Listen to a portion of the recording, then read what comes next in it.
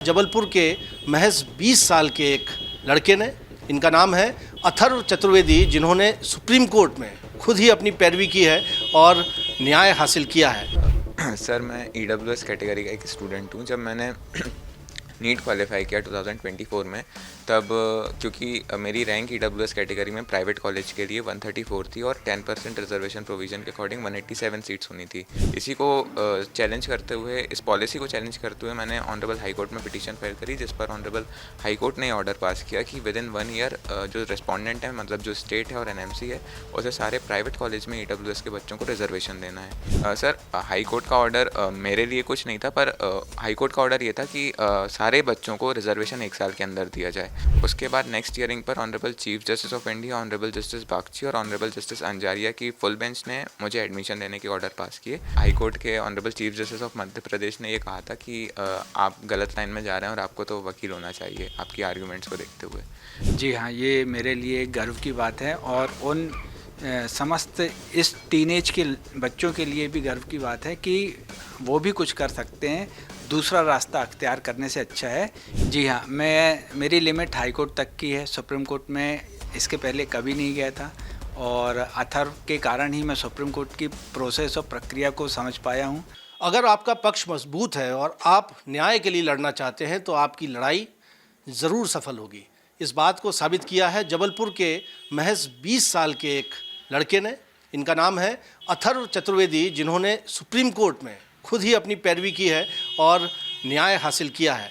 ये अथर्व चतुर्वेदी इस वक्त मेरे साथ हैं, उनसे तो मैं मुलाकात कराऊंगा ही सही, और साथ ही साथ मनोज चतुर्वेदी जी हैं जो कि जबलपुर में एडवोकेट हैं हाई कोर्ट के। लेकिन अथर्व को आप देख रहे हैं, अथर्व खुद सुप्रीम कोर्ट में हाजिर हुए और चूंकि उन्हें नीट में EWS कोटे के तहत एडमिशन नहीं मिल रहा था और उसके लिए सरकार की ओर से कोई पॉलिसी नहीं बनाई गई थी, सबसे पहले इन्होंने खुद ही अपना पक्ष हाई कोर्ट में रखा और हाई कोर्ट ने ये तक कहा कि इन्हें तो वकील हो जाना चाहिए, लेकिन इन्होंने कहा कि मुझे डॉक्टर ही होना है। हाई कोर्ट का आदेश आया लेकिन उसका कंप्लाइंस नहीं हुआ, ये मजबूरन सुप्रीम कोर्ट गए और सुप्रीम कोर्ट से इन्हें जीत हासिल हुई है। लेकिन इस वक्त मेरे साथ अथर्व चतुर्वेदी हैं, जिनकी पूरी कहानी उनकी ही ज़ुबानी मैं आपको सुनाना चाहूँगा। तो अथर्व, बताइए कि सिर्फ 20 साल की आपकी उम्र है और आपने बड़े बड़े वकीलों को भी एक राह दिखा दी है कि कैसे चीफ जस्टिस ऑफ इंडिया की कोर्ट में पैरवी की जा सकती है। ऑनलाइन मोड में आपने पैरवी की। आप बताइए कि क्या वजह थी जिसके चलते आपको इतनी लंबी कानूनी लड़ाई लड़नी पड़ी?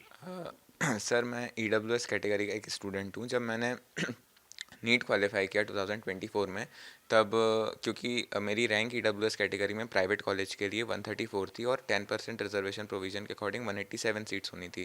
पर स्टेट गवर्नमेंट ने ऐसी कोई पॉलिसी नहीं बनाई जिससे EWS के बच्चों को प्राइवेट कॉलेज में रिजर्वेशन मिल सके। जबकि 2022 में ऑनरेबल सुप्रीम कोर्ट की कॉन्स्टिट्यूशन बेंच ने ऑर्डर पास किया था कि private institutions are bound to provide reservation to EWS category under article 15(6).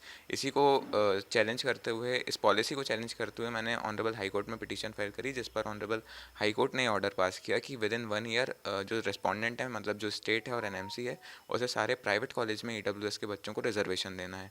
अगले साल तक इसका कोई कंप्लायंस नहीं हुआ, जिसकी वजह से मुझे फिर से एक पिटीशन फाइल करनी पड़ी हाई कोर्ट में, जो कि हाई कोर्ट ने ये कहते हुए डिसमिस कर दी कि ये इश्यूज़ पहले ही एक पिटीशन में रेज हो चुके हैं, जिसकी वजह से हम इसे नहीं सुन सकते। इससे पहले हाई कोर्ट की ओर से ये भी कहा गया था कि इतनी अच्छी आप पैरवी कर रहे हैं कि आपको एडवोकेट हो जाना चाहिए। जी सर, हाई कोर्ट के honourable chief justice of Madhya Pradesh ने ये कहा था कि आप गलत लाइन में जा रहे हैं और आपको तो वकील होना चाहिए आपकी आर्ग्यूमेंट्स को देखते हुए।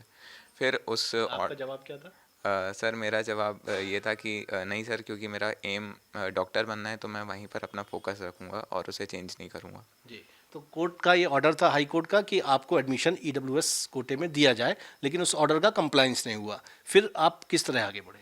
सर, हाई कोर्ट का ऑर्डर मेरे लिए कुछ नहीं था, पर हाई कोर्ट का ऑर्डर ये था कि सारे बच्चों को रिजर्वेशन 1 साल के अंदर दिया जाए। पर चूंकि अगले साल भी इसका कंप्लायंस नहीं हुआ और फिर हाई कोर्ट ने भी पिटीशन डिसमिस कर दी, तो उस ऑर्डर को चैलेंज करते हुए मैंने ऑनरेबल सुप्रीम कोर्ट में अपनी SLP फाइल करी। उस SLP का पहली listing honourable chief justice of India justice Suryakant sir की और ऑनरेबल जस्टिस बागची सर की बेंच में हुई, जिस पर उन्होंने नोटिस इशू किए और नेक्स्ट हियरिंग पर उन्होंने स्टेट के काउंसिल से ये सवाल किया कि जब when this court has upheld the reservation policy and has directed for its implementation into private institution, then why you are not complying with it? उसके बाद नेक्स्ट हियरिंग पर honourable chief justice of India, honourable justice Bagchi और honourable justice Anjaria की full bench ने मुझे admission लेने के order pass किए अंडर आर्टिकल 142।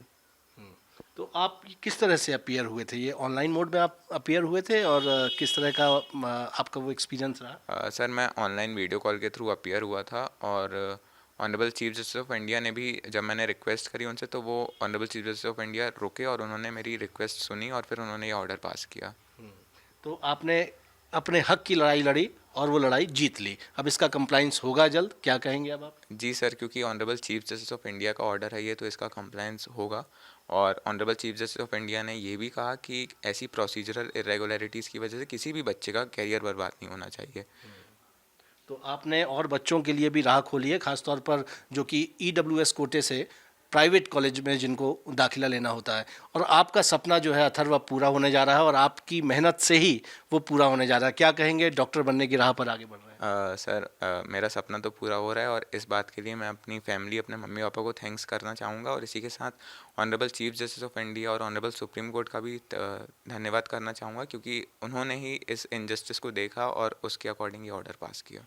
तो देखिए, बहुत बड़ी बात है। अथर्व चतुर्वेदी हैं, सिर्फ 20 साल के हैं। इन्होंने सुप्रीम कोर्ट में खुद पैरवी की और उसके बाद सुप्रीम कोर्ट से उनके फेवर में जजमेंट आया है कि इन्हें प्राइवेट मेडिकल कॉलेज में EWS कोटे के तहत सरकार को एडमिशन देना होगा। लेकिन बातचीत से आपको लगा होगा कि अथर्व जो है इतना तकनीकी तौर पर इतनी कानूनी भाषा का इस्तेमाल कैसे कर पाते हैं। तो देखिए, अब मनोज चतुर्वेदी जी हैं, पिता हैं अथर्व जी के, और आज तो सीना छाती जो है आपकी भी चौड़ी होगी कि आपके बेटे ने सुप्रीम कोर्ट में पैरवी की, पहले हाई कोर्ट में पैरवी की और जीत हासिल की।